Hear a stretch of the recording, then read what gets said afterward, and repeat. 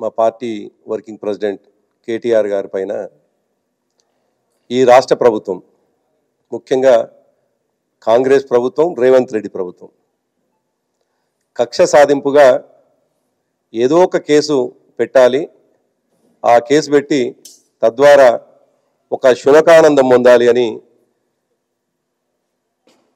ఆలోచన చేసి అక్రమ కేసులు పెడుతున్నది చాలా స్పష్టంగా కనిపిస్తున్నది.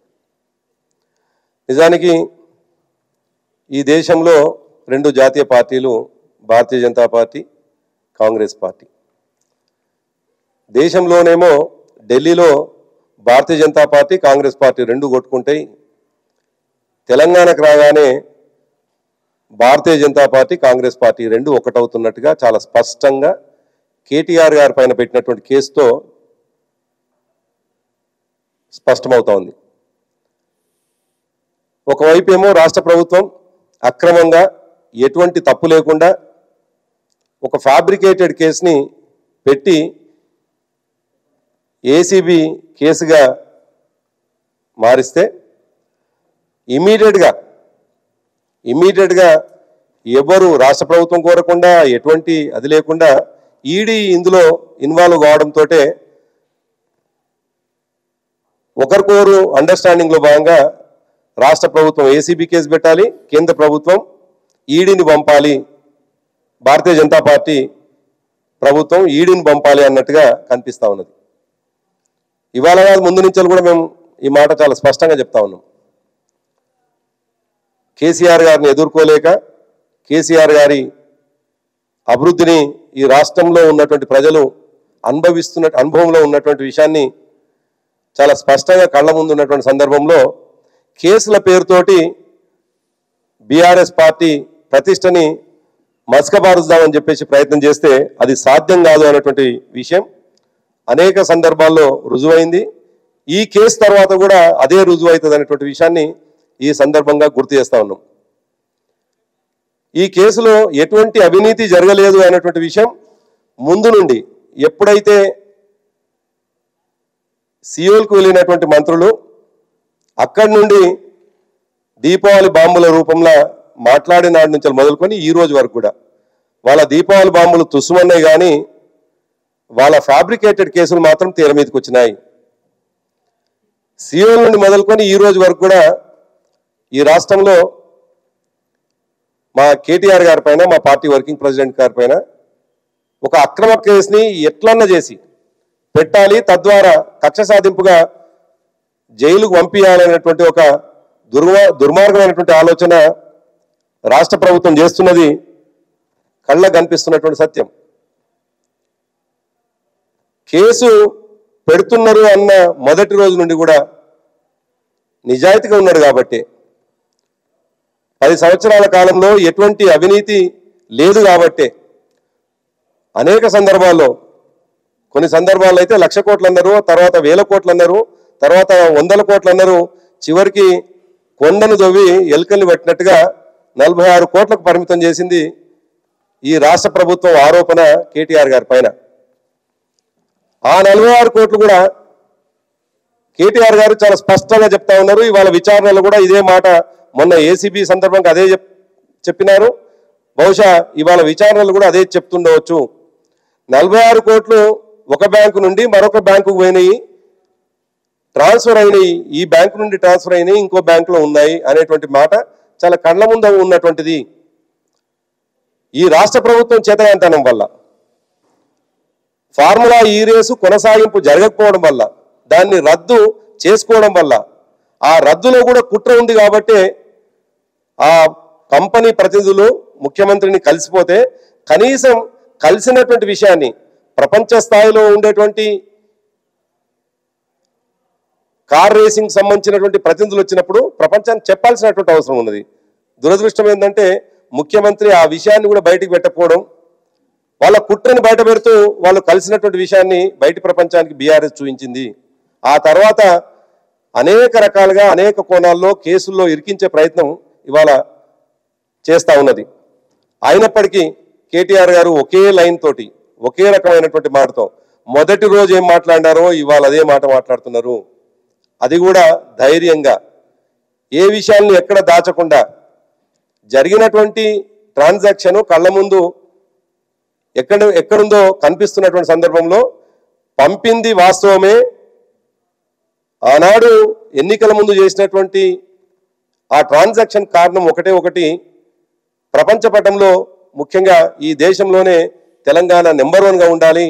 ప్రపంచ స్థాయిలో ఉన్నటువంటి అనేక దేశాలు పోటీపడ్డా కానీ తెలంగాణకే ఈ కార్ రేసింగ్ వచ్చింది అని అంటేనే అది కేటీఆర్ గారి కృషి వల్ల అనేటువంటి విషయం ప్రపంచానికి ఇప్పటికి తెలిసింది. మరి అటువంటి సందర్భంలో ఇవాళ ఆ కార్ రేసింగ్ని కొనసాగించాల్సినటువంటి ప్రభుత్వం కొనసాగించకుండా కేవలం కేసు పెట్టేటువంటి కుట్రలో భాగంగానే దాన్ని రద్దు చేసి కేసుని కేటీఆర్ గారి వైపు మలచడం అనేటువంటిది చాలా దురదృష్టకరం. మరి ఇటువంటి సందర్భంలో నిజానికి విచారణ చేయాల్సింది ఏసీబీ కావచ్చు, లేదు వారి ప్రోద్బలంతో, లేదు భారతీయ జనతా పార్టీ నాయకుల ప్రోద్బలంతో కేంద్ర ప్రభుత్వం ద్వారా ఇవాళ ఈడీ ఎంటర్ అయినటువంటి సందర్భంలో విచారణ చేయాల్సింది ఏసీబీ ఈడీ అయితే దురదృష్టం ఈ రాష్ట్రంలో ఉన్నటువంటి మంత్రులే విచారణ చేస్తున్నట్టు కనిపిస్తూ ఉన్నది. వారు తాపకో మాట బాధ్యత కలిగినటువంటి వాళ్ళు, బాధ్యతగా మెసులుకోవాల్సినటువంటి వాళ్ళు అర్జెంటుగా కేటీఆర్ గారిని అరెస్ట్ చేయండి అని ఒక ఆయన అంటాడు, కేసీఆర్ గారు జైలు పోవాల్సిందే అని ఒక ఆయన అంటాడు, బాంబులు వేల్తే అని ఒక ఆయన అంటాడు. విచారణ అధికారులని ప్రభావితం చేస్తున్నటువంటి పద్ధతిలో ఇవాళ మంత్రులు కనిపిస్తూ ఉన్నారు.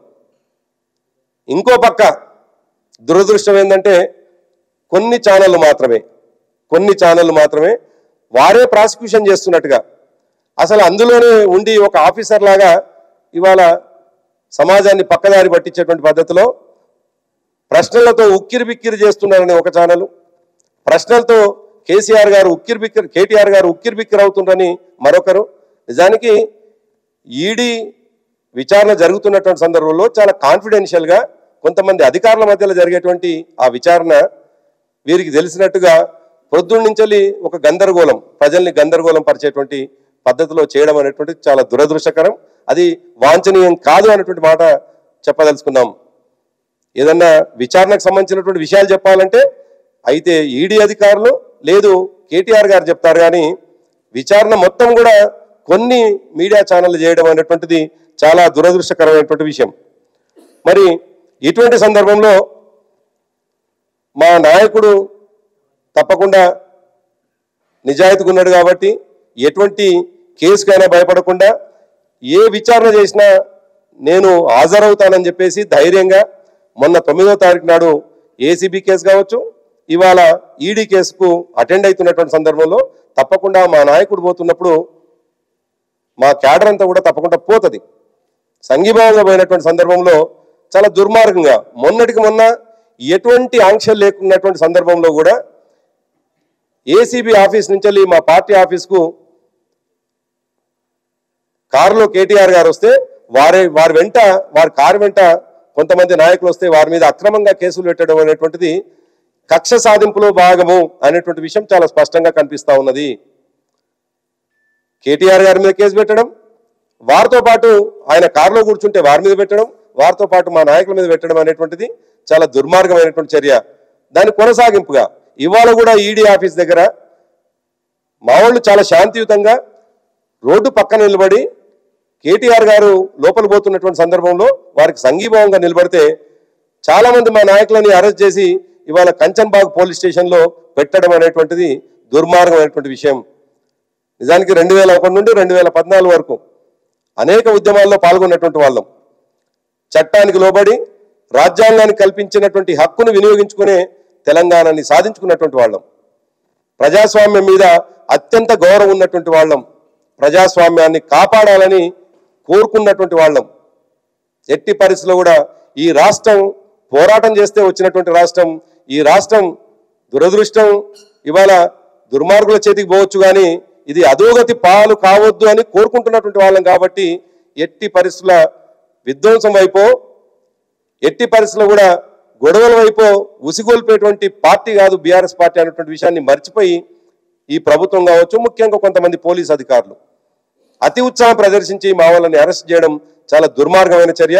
వెంటనే అరెస్ట్ చేసినటువంటి మా నాయకులను వదిలిపెట్టాల్సిందిగా డిమాండ్ చేస్తూ కేటీఆర్ గారి పైన ఇష్టం వచ్చినట్టుగా స్పెక్యులేట్ చేస్తున్నటువంటి వాళ్ళు కావచ్చు, విచారణ తామే చేస్తున్నట్టుగా తామే విచారణాధికారులుగా భావిస్తున్నటువంటి కొంతమంది కాంగ్రెస్ పార్టీ నాయకులు కావచ్చు, విచారణ అధికారుల మీద ప్రభావితం చేసే పద్ధతిలో మాట్లాడుతున్నటువంటి వారు కావచ్చు, ఇది మానుకోవాలని చెప్పేసి డిమాండ్ చేస్తూ ఈ కేసు నిజం నిగ్గుదేలేంత వరకు కూడా తప్పకుండా కేటీఆర్ గారు మొదటి రోజు ఏమైతే మాట్లాడారో చివరి రోజు వరకు కూడా అదే విధంగా చట్టానికి లోబడి రాజ్యాంగం కల్పించినటువంటి హక్కుని వినియోగించుకొని మరి కేసు విచారణకు సహకరిస్తారు. కేటీఆర్ గారు వెంట తప్పకుండా ఎంటైర్ మా పార్టీ బీఆర్ఎస్ పార్టీ 72 లక్షల మంది సైనికులు ఉంటారు అనేటువంటి విషయాన్ని ఈ సందర్భంగా గుర్తు చేస్తా ఉన్నాం.